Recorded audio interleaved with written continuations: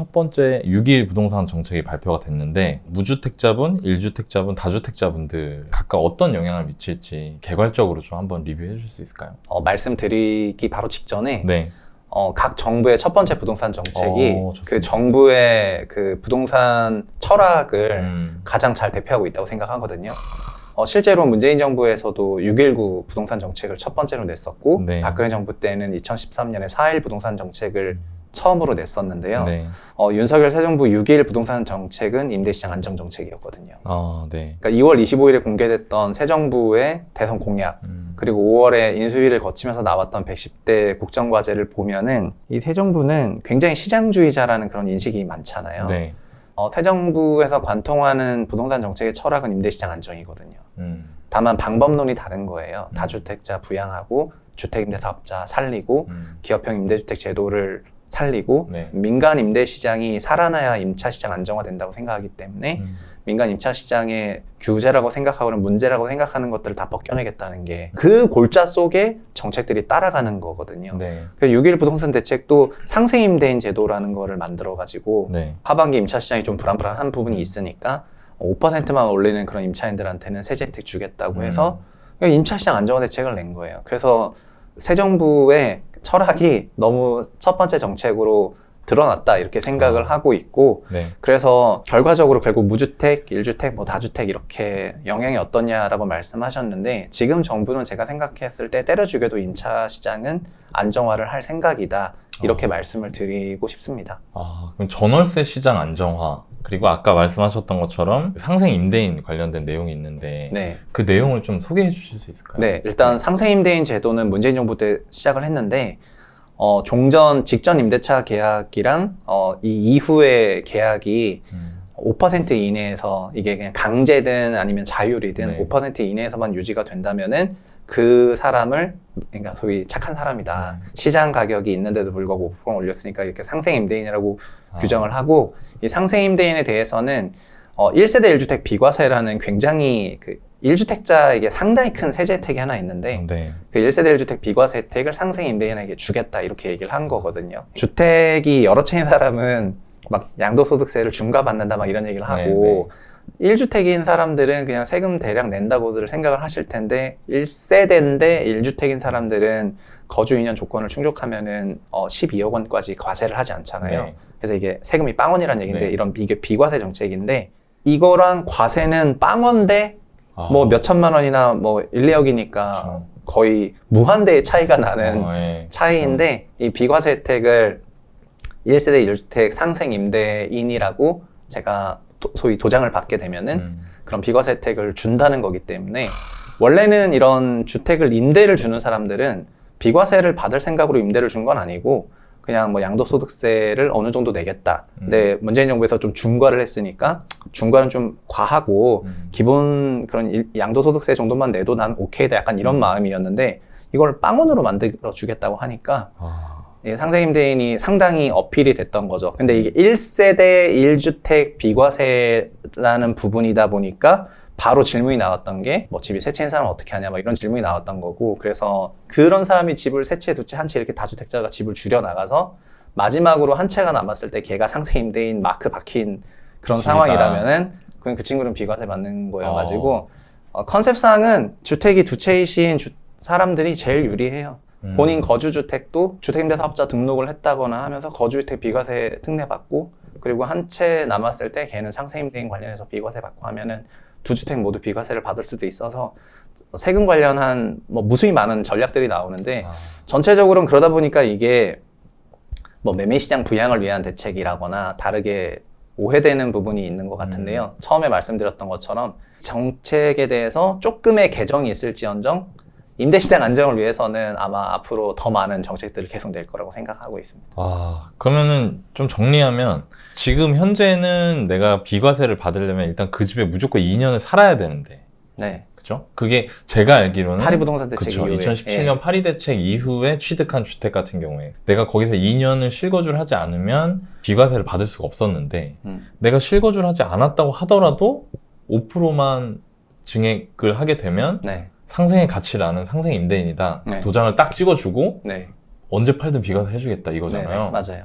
아, 그러면 이게 아까 말씀하신 것처럼 윤석열 정부에서는 임대 시장을 안정화시키기 위해서 이걸 내놓은 거고, 네. 바라보는 지향점이 임대료가 5%만 올라가게 하려고 이걸 하는 거겠네요, 당연히. 아, 그러니까는 거기에 전 두 가지 해석이 다 있다고 생각하는데, 네. 2016년부터 2021년까지 주택시장 어마어마한 강세장 속에서도 흐름이 두 번 정도 바뀌었는데요. 네. 16년에서 20년까지는 매매 시장이 굉장히 강세인데 임대차는 매우 안정적이었어요. 그렇죠. 맞습니다. 네, 그 이유가 뭐냐고 물어본다면 저는 단언컨대 다주택자와 주택임대사업자라고 할 거거든요. 네. 그러니까 다주택자와 주택임대사업자가 대규모로 등장을 하게 되면서 소위 전세 끼고 갭 투자를 하니까 전세 공급이 늘어났어요. 매매 가격은 이런 임대 대상인 소형 주택을 위주로 초강세로 갔고요. 85제곱미터 이하로 85제곱에 대한 전반적인 규제가 있다 보니까 중간에 2019년부터 법인으로 좀 선회를 하고 네. 그래도 법인으로 가서도 결국 주택임대사업자 제도를 활용해가지고 소형주택 위주로 많이 취직을 했었던 건데요. 20년 7월부터 21년 말까지의 주택시장은 전세가가 밀어올렸거든요. 그래서 그때부터는 임대차 3법이라든가 2020년에 시행했던 말도 안 되는 임차 시장 관련한 문제점들이 있었는데 예를 들면 대표적이면은 조합 설립인가 전에 재건축 대상 아파트는 네. 소유주들이 거주해야지 입주권 주겠다. 네. 이렇게 얘기하니까 임차인들 나가주세요. 저 거주하게. 다 이러면서 집주인들 다 들어오고.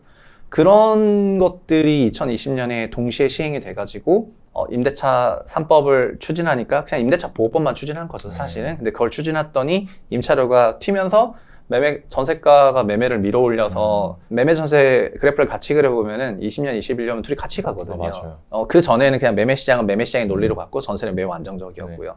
그래서 새 정부에서 공약에 나오는 그 철학이자 골자가 임차 시장 안정화시키겠다. 그래서 소위 20년 이전을 봐라.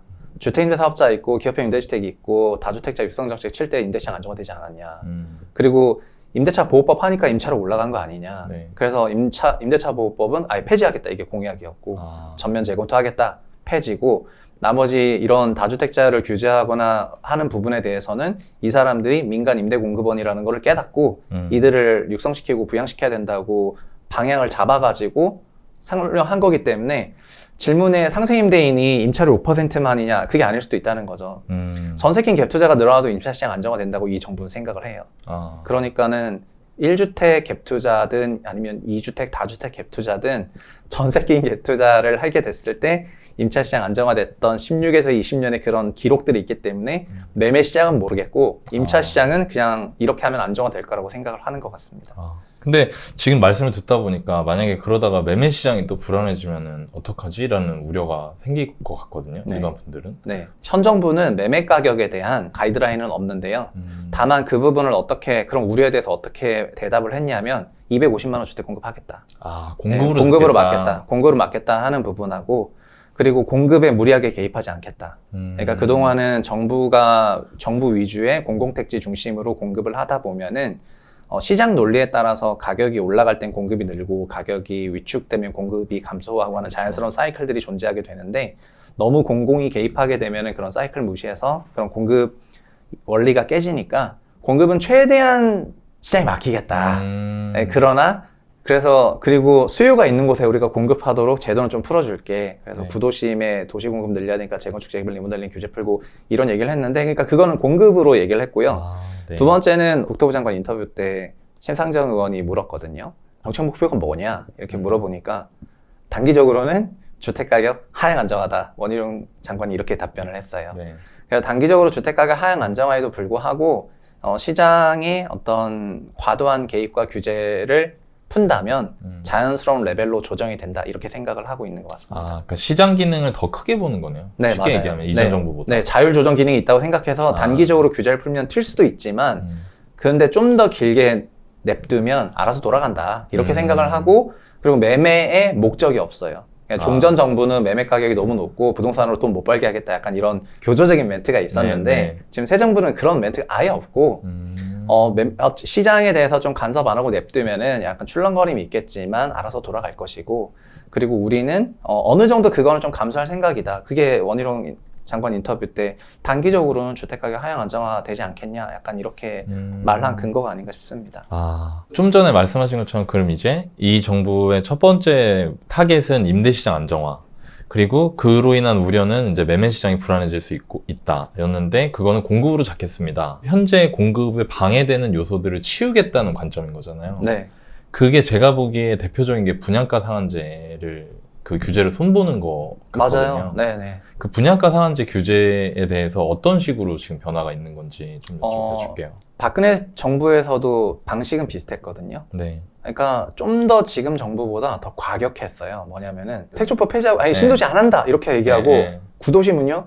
구도심 재건축은 촉진해야지 하면서 구도심 재건축 재개발의 규제가 뭐야? 분양가 상한제야? 폐지 이런 거거든요. 네. 박근혜 정부는. 네. 근데 지금 새 정부는 그냥 뭐냐면은 분양가 상한제? 그냥 합리화, 현실화. 그리고 3기 신도시는 일단 승계.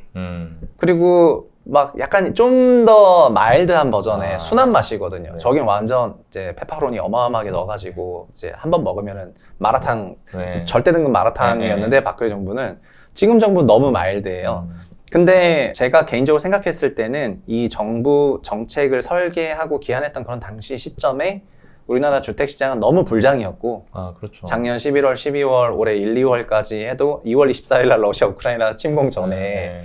1월 달에 이미 다 정책이 나왔었기 때문에 작년 말부터 만들었다는 건데 그때 너무나 엄청난 불장이었고 그렇죠. 맞아요. 막 가계대출이 GDP 100% 넘어서 기재부 위주의 인원들이 배치돼가지고 부채 부담 너무 크다 막 이렇게 얘기를 하고 있는데 야 규제 다 풀자 이러면은 스스로도 말이 안 되지. 좀 부담이 될 그쵸, 거 아니에요. 그쵸. 그러니까 시장 자율로 완전 가고 싶긴 한데 이게 너무 불자해서 규제 다 풀어버리면은 심지어 대출 공약도 뭐냐면 생애 최초 LTV는 80인데 나머지는 다 70 해라 뭐 이런 거예요. 그쵸. 근데 이걸 다 풀어버리면은 그럼 진짜 완전 스페이스X 우주로 날아가는 것 같이 주택 가격이 하늘로 승천할까봐 좀 마일드한 순한 맛 버전으로 공약을 짰다. 저는 이래 생각을 하고요. 네. 다만 분양가 상한제 같은 제도는 정부 정책의 철학에 기반을 해서 판단을 하고 한데 지금은 합리화로 발표됐지만 시장이 위축된다면 그냥 규제가 풀릴 겁니다. 분상제를 개편한다는 거는 분양가 상한제 레벨을 조금 더 완화시켜 주겠다로 보이고 기사 같은 거 보니까 분양가 한 4% 정도 오를 거다. 네. 이런 얘기들이 있더라고요. 네. 시장에서 가격이 너무 억제돼 있으니까 공급자들이 분양할 마음이 안 생길 거고 분양할 마음이 안 생길 테니까 가격을 좀 더 받을 수 있게 해줄게로 보이거든요. 네. 근데 그거에 대해서 또 이제 우려하거나 걱정하는 분들이 계셔서 주택가격 상승에 대해서 현재 분양가 상한제는 이름이 잘못됐지 않습니까? 분양가 상한제가 아니라 분양 원가제인데 네. 마치 분양가 상한제 하니까 얼마 가격 이하로 받지 말라라 하는 그런 느낌처럼 상한제가 된 건데 분양 원가제라고 한다면 무슨 얘기냐면 그 주택을 때려 죽여도 그 가격 이하로는 분양 못 한다는 얘기가 돼가지고 그렇죠. 그래서 그 가격에 분양하는 그 주택 가격이 그냥 현 시점 기준으로 그 지역에 그 집을 공급할 때 제일 싸다는 말이 되니까 뭐 주식으로 비유하면은 소위 PBR 한 배 가격이 되는 건데 그 이하로는 물리적으로 내려갈 수가 없어요. 그래서 분양 가격이 비싸다. 그거는 이제 구매력의 차이에서 나오는 느낌이고 개개인의 느낌이다. 네, 그냥 어느 지역이든 예를 들면 서울에서 지금 공급하고 있는 강남권의 주택에 분양가 상한제를 하게 되면은 거의 시세의 60% 레벨이고 그리고 경기도나 신도시는 주변 시세가 없다 보니까 저 가격 비싼 것 같은데 이렇게 생각할 수 있는데 대한민국 최고 시행사 잡아가지고 저희 집 공급해라 하면 그거 이하로 내려갈 수가 없거든요.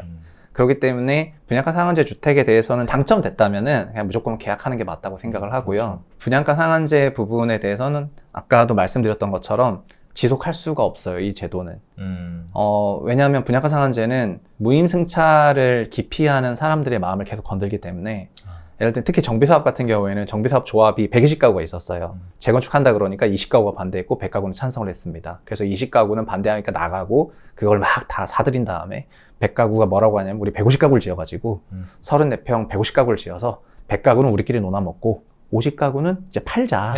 이렇게 하면서 얼마에 파냐니까 분상제가 없었을 때는 그냥 우리 받고 싶은 돈을 받자. 주변 시세로 받아가지고 주변 시세가 얼마래? 그럼 이 가격에 받아가지고 그 수익을 우리 100가구가 논아 먹자.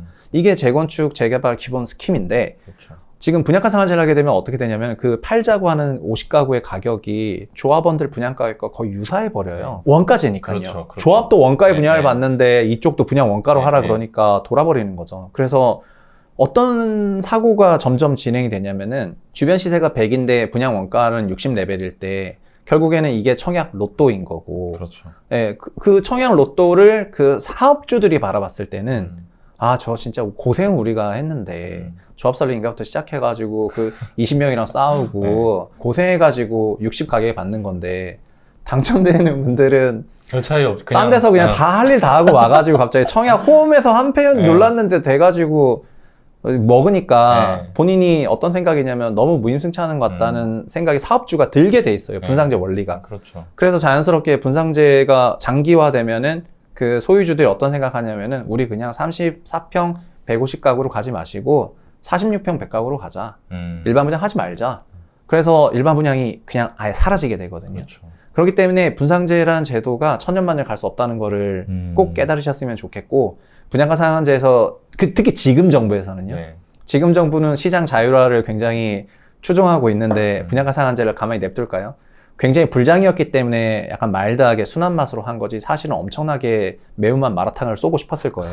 네. 그래서 이게 없어질 거라고 생각을 하고 분양가 상한제 상에서 공급하는 주택이 있다면 개꿀 이러면서 그렇죠. 그 받는 사람 입장에서 너무 된다고 땡큐인 생각합니다. 거죠. 그렇죠. 그리고 주변 아파트 시세가 아무리 무너져도 분양가 상한제 가격으로는 올 가기가 수가 어려울 것 없어요. 같아. 올 수가 없어요. 그냥 그게 정말 그 대한민국 재건 비용이나 마찬가지여가지고 네. 그 가격에 예로 올 수 없다고 생각합니다. 지금 서울 평균 전세가를 한 50% 되는데 네. 만약에 뭐 60% 수준으로 분양을 받았다 네. 시세 그럼 전세가랑 거의 차이 없게 분양받는 거잖아요. 그렇죠. 그러니까 저도 같은 생각입니다. 이건 네. 뭐 무조건 되면은 무조건 하시는 게 맞지 않나요? 네, 맞습니다.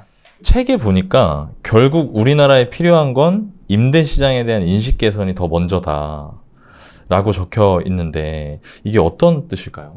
임차 시장 안정은 박근혜 정부 때도 했고 문재인 네. 정부 때도 했고 모든 정부가 임차인들의 상대적인 열의로 인해서 그들을 배려 안 한 적이 한 번도 없었습니다. 아, 네. 그런데 임대차 시장의 그 공급 주체가 다주택자다 보니까 다주택자들에 대해서 한없는 규제라기보다는 어느 정도 상생 전략을 역대 정부가 항상 수행을 해왔는데 네. 어떤 장단점이 있었냐면은 임차주택 퀄리티 관리가 좀 안 되고 임차 기간이 2년 단위다 보니까 너무 짧아서 임차인들이 2년마다 퇴거를 해야 되는 상황이 오니까 이거가 주택 구매의 큰 원인이기도 하고 그리고 임차 시장 자체가 품질이나 기업화 또 밸류체인상 산업화가 안 되니까 네.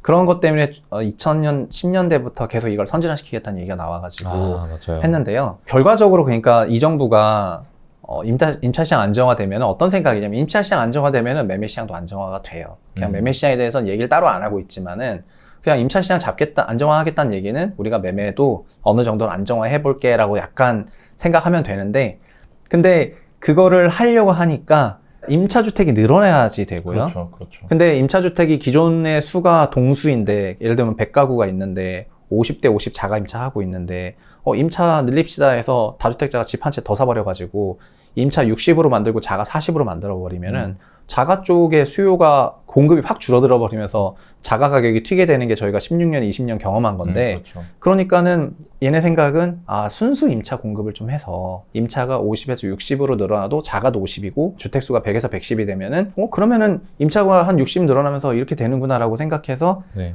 임차 사업만 할 수 있는 주체가 누구냐 해가지고 막 기업들한테 혜택을 줄 테니까 너네가 해라 이렇게 해서 2015년에 기업형 임대주택이 등장을 했는데요. 그 예전 뉴스테이 말씀하시는 거죠? 지금도 등장할 예정입니다. 새 정부에서도 네, 등장할 네. 예정이고 그때부터 막 등장을 했는데 그러니까 모든 정책 입안자들이 임차시장 선진화를 위해서는 또 매기 한 명 풀기 위해서는 기업들이 등장을 해가지고 하기를 바라고 있는데 근데 사람들 마음은 뭐냐면은 그렇게 기업들이 임대주택을 하더라도 우리 뭐 소셜믹스 싫어요. 임차주택 싫어요. 우리는 뭐 그런 임대 공급도 3기 신도시도 이제 공공임대 위주로 신도시를 짓겠다고 하니까 저희는 그런 신도시 싫어요. 그냥 과거의 택지개발 촉진법처럼 민간이 80%인 도시 주세요. 그러니까 공공택지는 51%가 공공주택이니까 우리 그거 싫어요. 뭐 다 약간 이런 거여가지고 네. 그래서 그런 공공이 제공하는 주택이나 공공성이 높은 주택이 민간 레벨에서 봤을 때 그게 좀 싫은 게 아니고 그걸 통해서 뭐 상생이든 뭐든 아니면은 저기서 대단한 밸류를 주고 있단 말이야. 뭔가 이런 인식 개선이 있었을 때 임차 시장이 선진화가 될 수 있고 자연스럽게 임차료에 대한 그런 거부감도 사라지게 될 거고 그러면은 임차 시장이 산업화가 되니까 기업들도 들어오고 아니면은 큰 손들도 들어오면서 임차 공급이 늘어나고 그럼 임대 시장이 안정화가 되는 거로 가는 거거든요. 네. 그래서 이런 인식 개선이라는 부분이 되게 지금은 그게 뭔 소리야 이렇게 생각할 수가 있는데 길게 풀면 중요한 부분이어가지고 제가 책에 좀 적었습니다.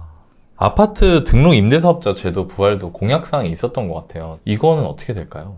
저는 그 공약을 거의 액면 그대로 믿는 스타일이어가지고 전용 59제곱미터 이하를 부활한다고 했기 때문에 부활할 거로 생각을 하고 있습니다.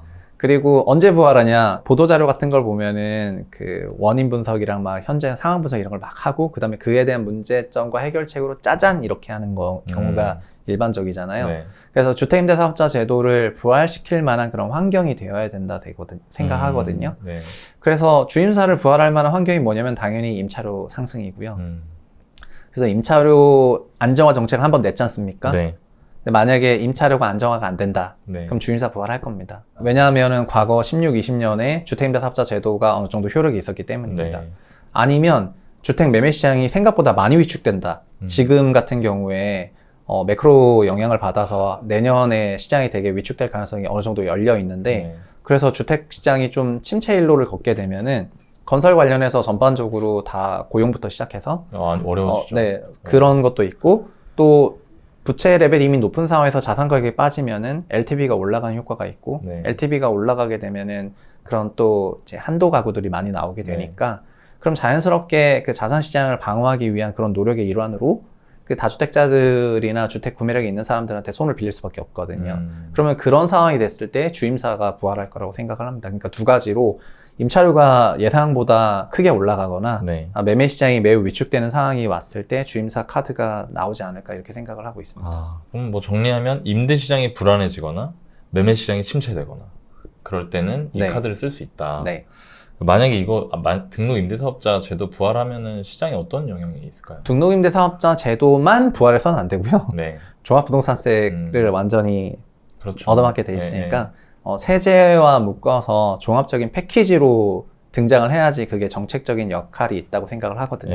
그래서 민간 임대주택에 관한 특별법만 고쳐가지고 저희 내일부터 주임사 59제곱미터 이하 부활입니다 와 해도 아무도 안 해. 종부세 내야지. 취득세, 종부세가 다 이런 상황이고 그리고 이게 정책이 약간 왔다 갔다 하잖아요.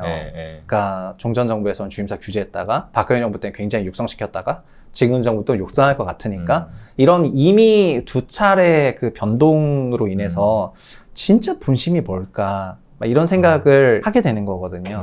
주임사제를 정말 키우고 싶은 건지 아닌지에 대한 어느 정도의 그런 게 좀 필요하다고 생각해서 오늘 부활한다 해서 내일부터 바로 그냥 와 막 주임사 부활 막 이렇게 하는 건 아니고 세금, 그다음에 주택임대사업자 제도 그리고 주택시장 관련한 여러 가지 환경 이런 게 다 매칭이 됐을 때 부활되지 않을까 이렇게 보고 있습니다. 나머지 패키지로 부활할 수 있는 제도 내용들은 지금 현재 주택임대사업자 제도하고 묶여있는 것들과 비슷한 수준이 될 것이다. 그러니까 뭐 예를 들면 종부세 합산 배제를 해준다거나 취득세 감면을 어느 정도 해준다거나 이런 거 말씀하시는 거죠? 맞습니다. 그래서 그것도 공약상으로는 과잉 개입을 하지 말자는 컨셉이고 그러니까 양도세로 모든 주택시장을 안정화하겠다는 생각은 이제 약간 버리라는 게 새 정부의 메시지잖아요. 그러니까 주택시장 안정을 위해서는 공급이나 뭐 다른 걸로 잡아야지 양도소득세로 잡으면은 막 과열된 다음에 그 액심만 어렵게 하는 형태가 될 수밖에 없다 보니까 시장 자체에 대한 근본적인 솔루션이 될 수 없다는 게 이 정부의 그냥 기본 골자인 것 같습니다.